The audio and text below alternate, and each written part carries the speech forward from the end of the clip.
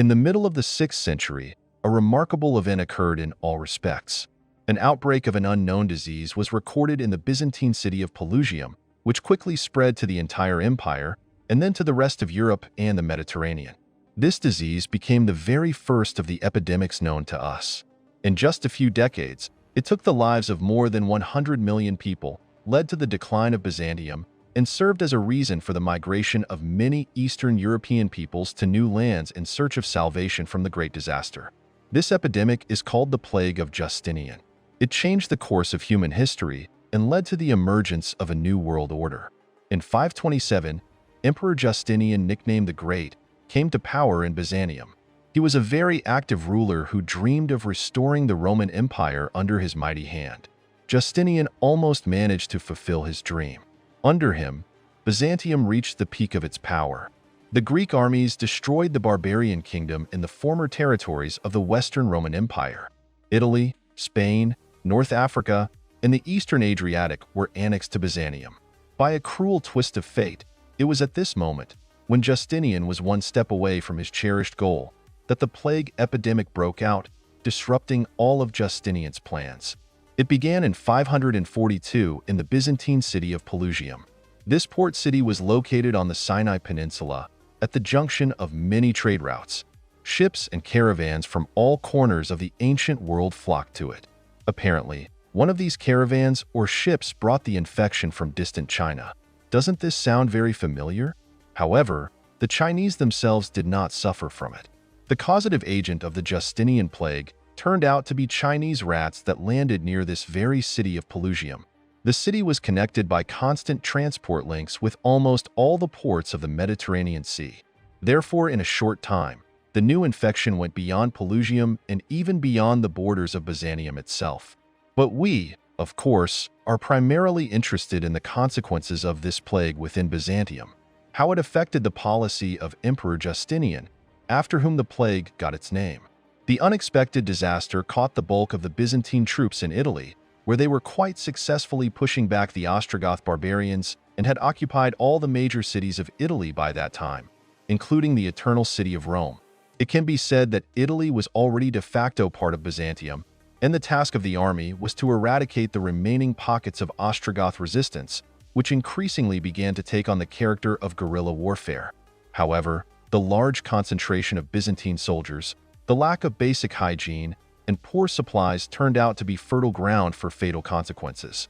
The plague easily penetrated the army's location and mowed down soldiers by the thousands. For the barbarian Ostrogoths, who were more scattered across the expanses of Italy, this plague was not so dangerous, and therefore many of them considered the epidemic to be divine help and with renewed vigor attacked the Byzantines, who began to gradually surrender the positions they had just occupied. The situation was also taken advantage of by the Lombards, another barbarian people, who attacked the Byzantines from the north, thereby taking control of all of northern Italy. As a result, the Byzantine army, exhausted by diseases and attacked from all sides, was forced to retreat from Italy towards its native Greece. By that time, the plague had managed to reach Carthage and Spain, where the Byzantines had also succeeded in the war with the Vandals and Visigoths. However, the situation was repeated everywhere with frightening accuracy. Byzantine soldiers died in mass from an unknown disease, and their recently defeated opponents, watching this terrible spectacle, were inspired and gathered new strength to push back the invaders. Thus, Justinian's dream of reviving the Roman Empire was destroyed overnight, just when the emperor himself was already convinced of its success. Civilians were also hit. The cities of Byzantium and the states adjacent to it experienced the full extent of the plague epidemic. Rats, which were the main carriers of the infection, most often settled in places of agricultural activity, especially in grain storage facilities. This ruined the harvest and caused mass starvation. The cities stood half empty, death hung over every house. With a slight delay, the plague reached the borders of Eastern Europe, where the Slavic tribes and Avar nomads lived. The Slavs and Avars, fleeing from starvation, rushed to the fertile south, where the Byzantine lands were located. Justinian's armies were busy with military campaigns against the barbarians at that time, and therefore the borders of Byzantium were defenseless in the face of a new threat. The Slavic tribes calmly reached Greece itself, and many of them settled in new places, which in the future would lead to the formation of the Balkan Slavs. But the most terrible blow fell on the capital of Byzantium, the city of Constantinople, which at that time was the largest city in the world, with a population of almost 1 million people, and therefore instantly turned into a breeding ground for infection. The chronicles of those years look especially frightening. They report that at the height of the epidemic in the Byzantine capital, 5,000 people died every day. The streets were strewn with corpses of people who did not have time to be buried. During the years that the plague raged, 65% of the population of Constantinople fell victim to it, and even Emperor Justinian caught the plague but somehow managed to escape death. The Justinian plague lasted almost 300 years.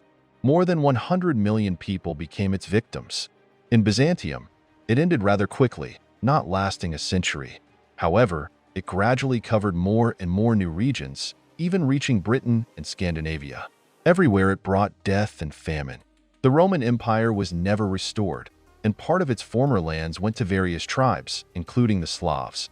But Justinian himself went down in world history as a great ruler who was simply unlucky enough to witness the first epidemic in the history of our civilization. Thanks to everyone who watched this video to the end. To find out about the latest releases, you just need to subscribe to the channel and click on the bell. Also, leave your thoughts in the comments and give it a thumbs up. See you soon.